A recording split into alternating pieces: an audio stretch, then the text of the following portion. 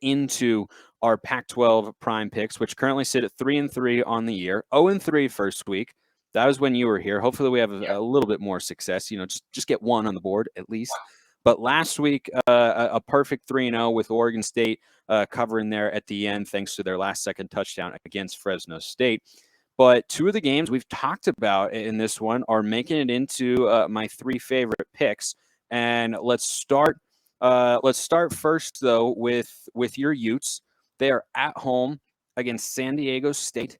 They are a 21-point favorite. And JT, as long as that line was under, I think, 23, I was going to pick them. I thought coming into this year, this would be a game that's a revenge game for Utah because of what happened last year in San Diego. This is a really good Utah team. They're at home. And then I saw San Diego State lose by 18 at home to Arizona, and I said, I think Utah is going to blow the doors off of them this week. I'll take Utah, and I will swallow 3 touchdowns. I would like it more if it was 20.5, but I really think this game could be like 45-10.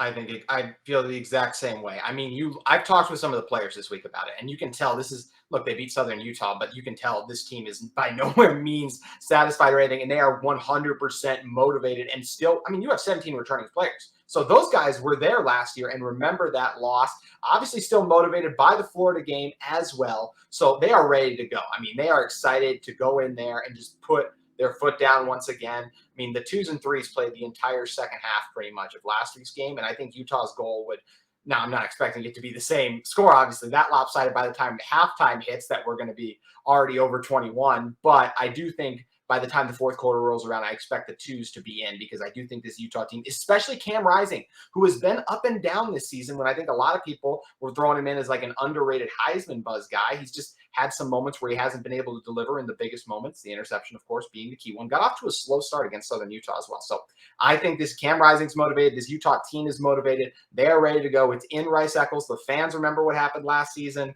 Utes big.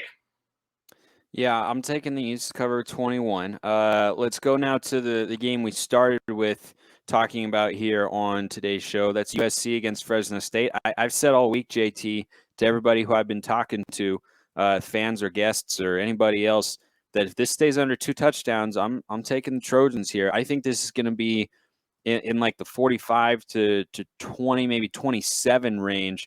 If Fresno State could maybe throw in a late touchdown and such, but it's sitting at 12.5, so I don't even have to give up 13. Now, if you told me it was 15.5 or so, I probably wouldn't have put it in here. I might have leaned towards that Cal game, but I really think this is a game where if Stanford can't stop USC, and they scored 41 points in Palo Alto, what are the Trojans going to do to Fresno State at home in the college? I'm giving up 12.5. I'm swallowing that, JT, and I'll take the Trojans here to win by over 2 touchdowns. I think they win by 17-20 pretty comfortably. I mean, I feel the same way once again. I mean, we talked about Caleb Williams, we talked about Jordan Addison as well. Like, I just don't know how you keep those guys in check. Like, even if you really try to key in on Addison, there's so many other weapons in Mario and a couple of these other guys they have. They're going to be able to beat you as well. And this defense has some playmakers as well, who we do expect to be able to force some turnovers. So, yeah, I feel the same way. I just think Fresno will have some nice moments in this game, but this is not going to be Oregon of last season. I think they're going to hold on, and I think the Trojans are going to win big in this one. Yeah, and you're referring, of course, to when Fresno State went into Autzen Stadium as, I don't even remember what the line was, but they very nearly won the game outright. Yep. They could have won the game outright if not for a couple of turnovers that the Ducks forced there, and it was a 31-24 final. I just do not see that happening here. USC's offense is too much of a well-oiled machine. And on that note as well, that was an Oregon offense with Mario Cristobal as the head coach that was not as explosive and as vaunted as what we see from USC and Lincoln Riley this year. And I think Fresno State is a solid team. They will be good in the Mountain West, probably a 7-9 win, probably 8 or 9 wins in the Mountain West this season, you'd expect. And I think that's a team that is good there and solid and beating them for if you're someone like Oregon State. But overall, I don't think they have the horses to keep up with USC in this one. I think the Trojans, at home especially, will pull away. I might have some hesitation if it was on the road, but They give up 35 to Oregon State at home.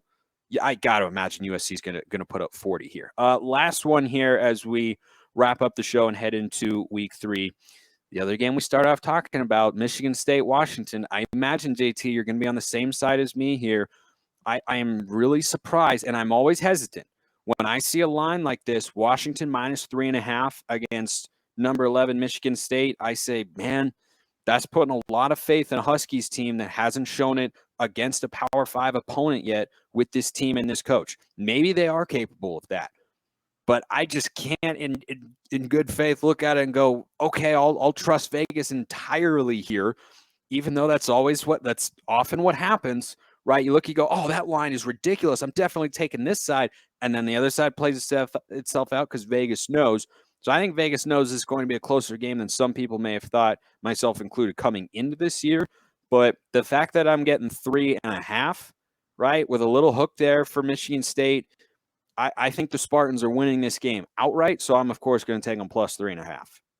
And yeah, I think they're going to win outright as well for all the reasons you mentioned. We just haven't seen this Washington team, and this is a huge jump in competition as well. I mean, you're talking about, look, no disrespect to the other teams Washington plays, but I don't even know if they're top 100 teams in college football. So you look at what Michigan State is. I mean, they're the 11th best team, and I think whatever people want to say, they're at least top 15 for what they did last year and what they've even shown so far this year. I still feel good about them. So Mel Tucker is proven capable of going into hostile environments and getting wins as well. And look, Washington is obviously a tough place to play, but it's not some of the places they have to go to in the Big Ten, that being the Horseshoe, Keeley, and a couple of those other venues. But yeah, I trust this Michigan State team to go in. I mean, they've been productive on the ground. Already have 2 guys over 100 yards. They have 2 receivers over 100 yards already on the season as well. And this team is going to be ready to go. They're going to be locked in. And I do think they're going to win pretty handedly against the Huskies personally. Another thing I see in this game is continuity versus turnover. And I always tend to side with continuity, save for a few exceptions perhaps. But I really, Michigan State, it's not the exact same team from a year ago, but they've got the same quarterback. They've got a lot of the same players who are back. And I still am very surprised that this number is what I would have said Michigan State probably 4, favored by 4 or so, even on the road. And the good news for Husky fans is they didn't stumble they did the exact opposite, in fact, in their first 2 games against inferior competition. So the fans are going to be there, and they're going to have all the energy and hype of this could be a really good season. And you've got a new coach, and that brings a different sort of energy, so that won't be a problem. The other thing, too, it's a jump in competition for Washington, but it is that for Michigan State in this season as well. Now, I've seen Mel Tucker coach with that Spartans team and win a New Year's Six Bowl a season ago, but 2 teams from year to year are not exactly the same. You have players leave your program, and you have to replace them and whatnot. So there's clearly a reason. We'll see how it all plays out, but it's definitely, I think, the biggest single opportunity for the Pac-12 this weekend. If Washington does what the odds makers expect them to do and win this game, they're in the top 25, unquestionably. Sure. And then they become another team that's there. I think Oregon BYU is in this category as well, because if the Ducks lose, they'll fall out of it. But if they win, they'll certainly be well inside of it. But Pacific Northwest teams got a couple of big games this weekend to get the Pac-12. I think they can have 5 teams in the top 25 if people play well, right? Oregon, if Washington can get there, if Washington State keeps winning games, I think you could see all of that. But we'll be watching, we'll be following along, and we will be seeing how right or potentially wrong we were going into next week once the games conclude.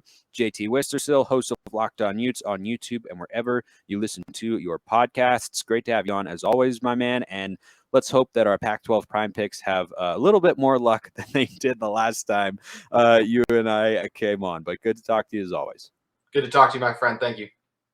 Appreciate everyone listening. See you next time, and have a wonderful rest of your day.